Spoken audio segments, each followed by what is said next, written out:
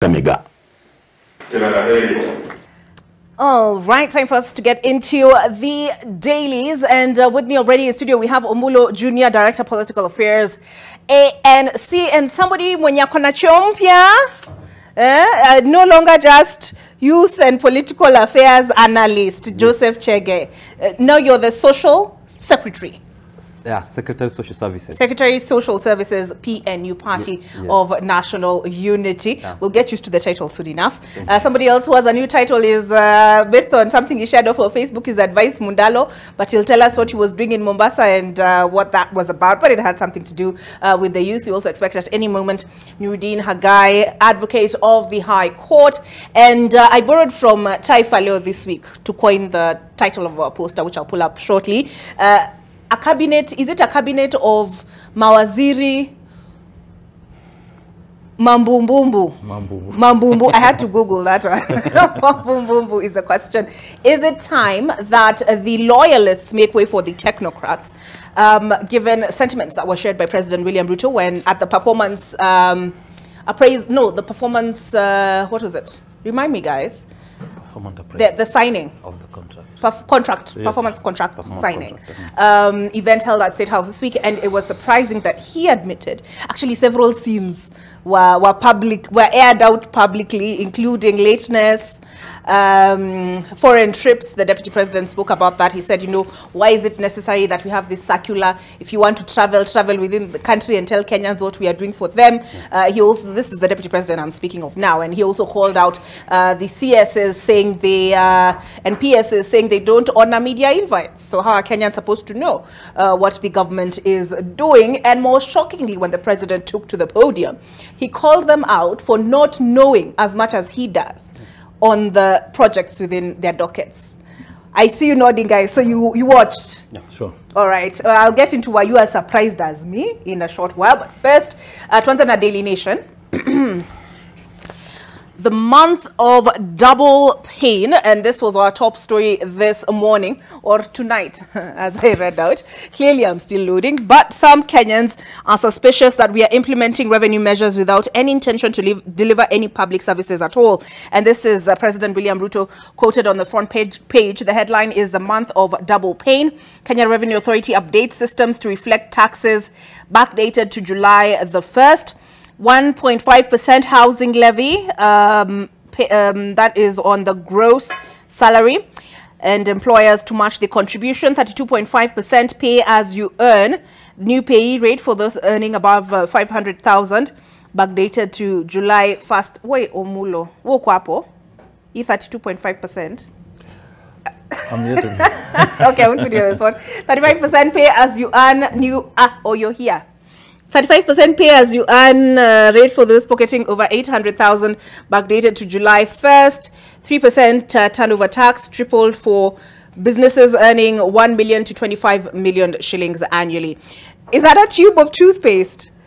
I see there has been. Do you guys do this with your toothpaste? I'm just curious. Joseph, yes. Have you seen it? Have you seen how they've squeezed it? Okay, 16% VAT on fuel. Doubled from 8%, raising pump prices, and periodic price review is due mid-month.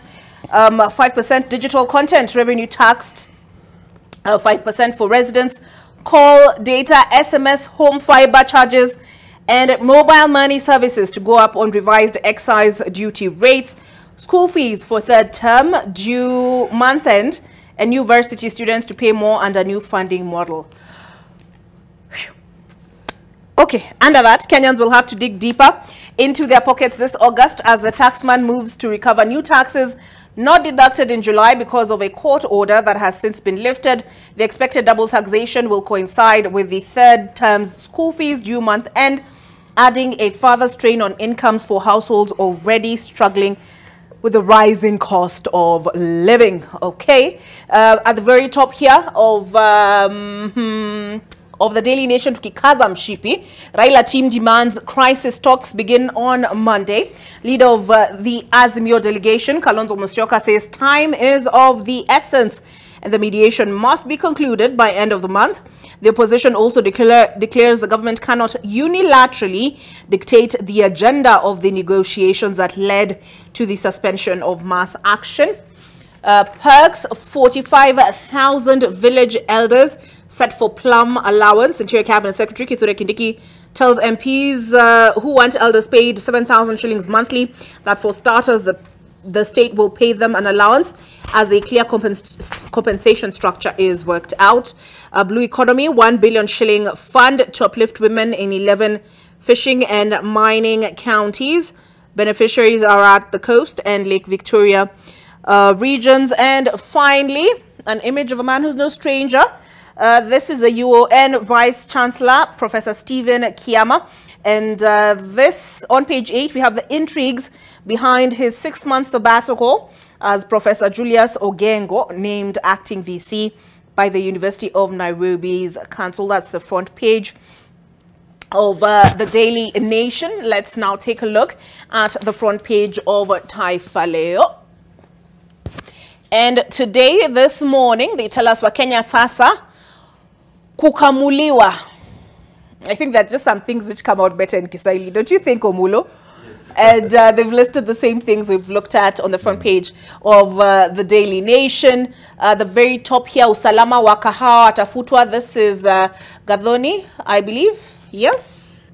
Wabunge wataka kikosi maalum kiundwe ili kulinda zao lao dhidi ya uwizi. At the bottom, huku, we have an image of the what is it called? Open University. Yes. There we have the president and the CS ETC. Kwa vidokezo wazee wa nyumba 10 wafikiriwa. Wildcoin yasema haina ukora. And I will leave Taifa Leo there. Let's take a look now at Business Daily and what Julian Zaboko and his team have prepared for us this morning. KCBC's second beach hotel, over 15 billion shilling English point debt. KCB Group has seized a second hotel belonging to the embattled owners of the Mombasa luxury property English Point Marina over non-payment of a 5.2 billion shilling loan. The bank on Wednesday appointed Kamal Anatroy Bat as the receiver manager for the Diani-based Pinewood Beach Resort and Spa, which is owned by the Kanji family. Pinewood was part of the security to the loan taken for the construction of the fully serviced 5-star English Point Marina. And an image there of Pinewood Beach Resort and Spa sharing the front page of the Business Daily. Employers, agents brace for double hit on backdated taxes. I can see Julian Zaboka and Kefa Mwiruri have jointly penned this particular one. Tika, consolidated cargo tax standoff persists as stockpile at airport, I beg your pardon. JKIA and Eldoret International Airport are experiencing a pileup of consolidated cargo as the taxman sticks to its guns to unbundle cargo and tax per item. Jubilee free to run Nairobi County medical cover. The Public Procurement Administrative Review Board has dismissed an application for review of a 1.46 billion shilling tender for provision of comprehensive medical cover for staff of the Nairobi County government, and investors suffer 5 billion shilling losses in bond sales. Bond investors recorded net capital losses of 5.1 billion shillings when selling their securities in the secondary market on the Nairobi Securities Exchange in the second quarter of the year as prices fell due to rising interest rates on new debt auctions. So that is the front page of the Business Daily. Let's take a look at the Standard and the Star as well as the People Daily in that order. So starting with heading to the Standard now. And this is it, revealed. The deal, CS is signed. And this informs our topic of conversation this morning. The year-long covenant is a tale of ambition, promise and commitment to the Kenya Kwanza Manifesto. And to underscore its seriousness, President Ruto personally signed against each of his 22 CS's pledges. Is this another hot air, or will it count this time round? A social contract is how they define it.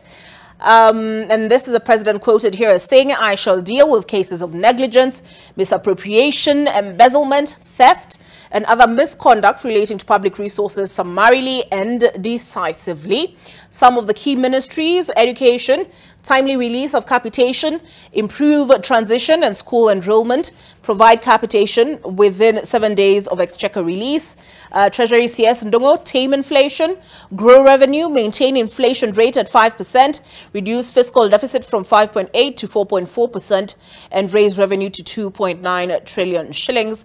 Health CS Nakumicha, should I call her the Inspector General of Police as well? Prudent management of donor and public funds, mobilize 14.3 billion shillings for HIV, TB and malaria, migrate 1,871 services to e-citizen.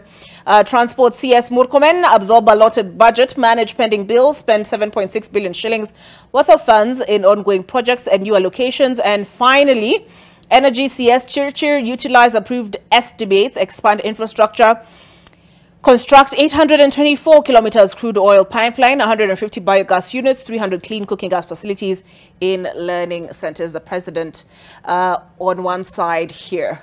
Okay, or at the very top here, Ruto heads to Central amid jitters on talks. We'll take a look at that a bit closely with my panel in a moment. Chief of Staff warns crooks using his name. All right, the Star. Here we go. Is Ruto planning a cabinet reshuffle? Again, informs the topic of, it's like, well, you know, great minds, I suppose, thinking along the same vein. Dismal survey indicates 72% believe Kenya headed in the wrong direction. Which one was this? This was the Infotrack or the latest poll? Remind me? I need to pull it up on my phone. I will confirm. Anyway, President's dalliance with Azimio governors alarms Raila troops. We have the governors in question on the front page here. Okay, and on the side, begging for medicine. Cancer has turned my family into beggars. This is a Mason. And we're told it began with a toothache in June of 2022, then a tumor followed. By August this year, the tumor had ballooned, pushing Mary Awino's teeth and tongue out of the mouth. She struggles to drink milk, her only food, and only swallows after a cocktail of painkillers. I'm in a lot of pain, that is all she could say. I believe Parliament were discussing something on cancer prevention and treatment care the other day. Was it Wednesday? Should have been Wednesday. All right, gold diggers. Residents dig up 8.5 billion shilling road under construction. Residents have struck gold. They say Trump's construction of the A1 8.5 billion shilling international road in Migori between Kenya and Tanzania. Despite interruptions, the road is expected to be completed near the deadline of December 2024. And coast surgeons amputate man's leg as they chat.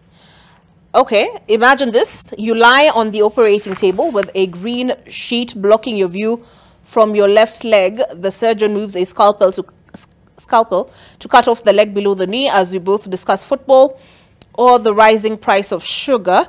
When he has chopped it off, he asks you, raise the stump now so that we can sew it up. Okay, personal account, I suppose, there on page 20 of the Star. Siasa pages, why handshake is bad for Raila and very good for President Ruto. So that is what they have this weekend.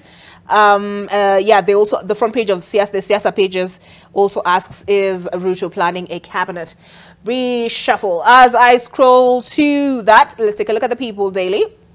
And I have a... okay, here we go. Why are Kenyans selling eyeballs? MPs demand answers. Interior CS asked to explain who authorized digital company known as WorldCoin to start collecting Iris code signatures from Kenyans, as new evidence shows data protection boss had questioned the move. University gets green light to offer degrees. And the story of a mother who's been put on trial after trying to sell off her child. At the very top here, race on to make Nyayo Stadium ready for game. And this is, let me just zoom in a little bit further. I don't have a hard copy at hand. Sports CS, Ababu Namwamba inspects ongoing repair works at the Nyayo National Stadium ahead of the CAF Confederation match between Kakamega Homeboys and Al Hilal Benghazi of Libya, set for August 18th. So looks like he's gotten a head start on his performance. Here we go. He's hands-on at the National Stadium. So, gents, where do we begin? Do we comment on WorldCoin before I take a break and then now get into mambo ya siasa? I'm curious, Omulo nitaanza na wewe. Uliendo kaskaniwa macho, and then was there 7,000 involved? It was in cryptocurrency. I think first and foremost, good morning. Good morning. Good morning to Kenyans. I have to share the good news that I saw yesterday. Kenyans picking some golds at the construction site in Migori. It shows that this country is beautiful and the Nyanza region is very rich. If only we could settle politically and focus on development, I think there are a lot of things we can achieve in Nyanza region. Are you a speculator? I know Migori is very rich in gold and even planning to invest very soon in that area. Okay. And we invite other investors also to come to Migori. Be that as it may, I think the issue of WorldCoin or scanning of iris is very scandalous and unfortunate. I know Kenyans are unemployed, but they should not rush. And they need to take a lot of precautions in such kind of things that are coming to this country without approval of the government. And I think it's very unfortunate. Data mining needs to be protected. And I think the CS in charge of Interior has taken serious measures to ensure that that data does not leave this country. They need to protect our data and also protect the people of the Republic of Kenya. And that is why they were elected to be in that office.